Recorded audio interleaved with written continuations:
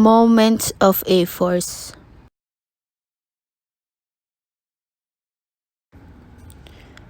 Forces. A force can be defined as any push or pull exerted on a body. The unit of force is the Newton. 1 Newton is the force required to produce in a mass of 1 kilogram an acceleration of 1 meter per second. When considering a force, the following must be known: the magnitude of the force, the direction in which the force is applied, and the point at which this force is applied. The resultant force. When two or more forces are acting on a body, their combined effect can be represented by one force which will have the same effect as the component forces.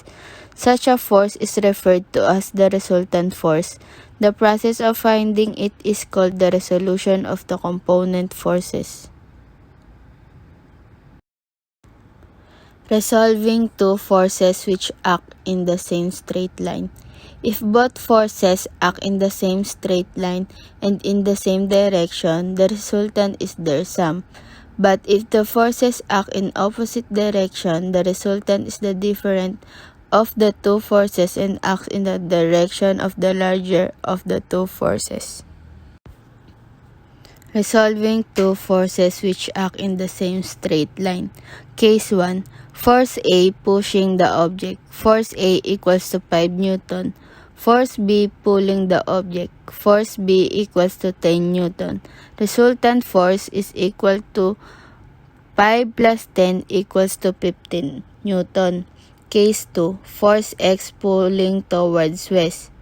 3 Newton. Then 5 Newton force Y pulling towards east equals to resultant force moves the body towards east with a force of 2 Newton. Case 3. Resultant force equals to 0. Body will not move. Forces are balanced.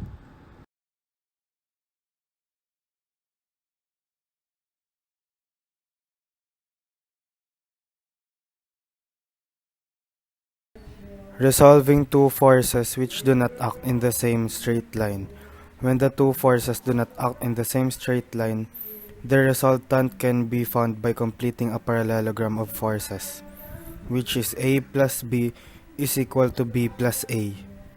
Resolving two forces which act in parallel directions.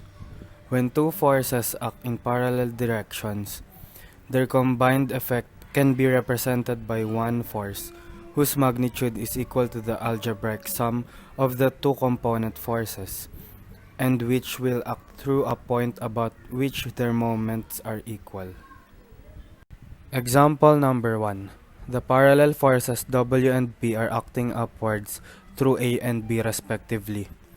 Let W be greater than P. The resultant W plus P acts upward through the point C such that P times Y is equal to W times X. Since W is greater than P, the point C will be nearer to B than to A. Example number 2. The parallel forces W and P are acting in opposite directions through A and B respectively. Let W be greater than P.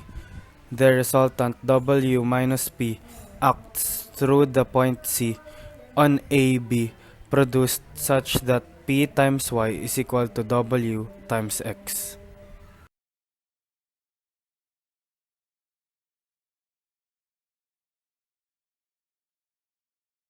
Moments of forces. The moment of a force is a measure of the turning effect of the force about a point. The moment depends on the following: the magnitude of the force, the length of the lever upon which the force acts. The lever being the perpendicular distance between the line of action of the force and the point about which the moment is being taken. The magnitude of the moment is the product of the force and the length of the lever. Thus, if the force is measured in newtons and the length of the lever in meters, the moment will found be expressed in Newton meters. Resultant moment. When two or more forces are acting about a point, Their combined effect can be represented by one imaginary moment called the resultant moment. The process of finding the resultant moment is referred to as the resolution of the component moments. Resolution of moments. To calculate the resultant moment about a point find the sum of the moments to produce rotation in a clockwise direction about the point. The sum of the moments to produce rotation in an anti-clockwise direction.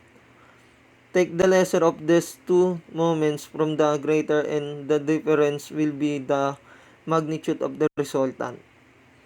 The direction in which it acts will be that of the greater of the two component moments. Weight and mass. Mass is the fundamental measure of the quantity of matter in a body and is expressed in kg and ton. Weight is the force exerted on a body by the Earth's gravitational force and is measured in Newton and kilonewton. Weight equal mass times acceleration. Moments of mass.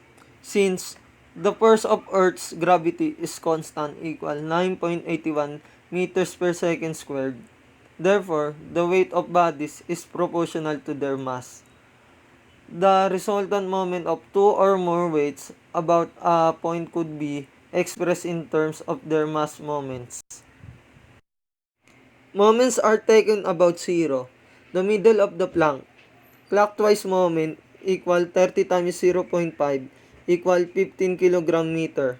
Anti-clockwise moment equal 10 times 1 equal 10 kilogram meter. So, the resultant moment is 5 kilogram meter clockwise.